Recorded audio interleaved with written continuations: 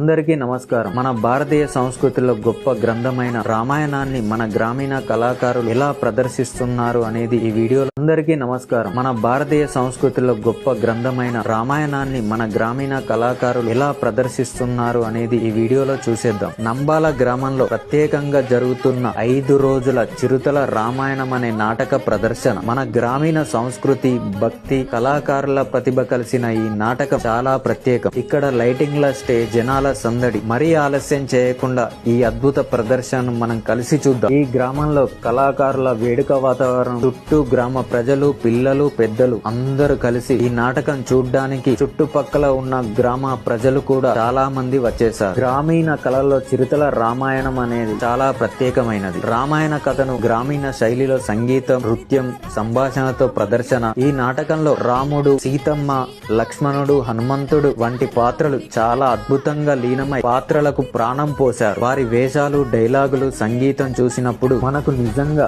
రామాయణ కాలంలో ఉన్నట్టు అని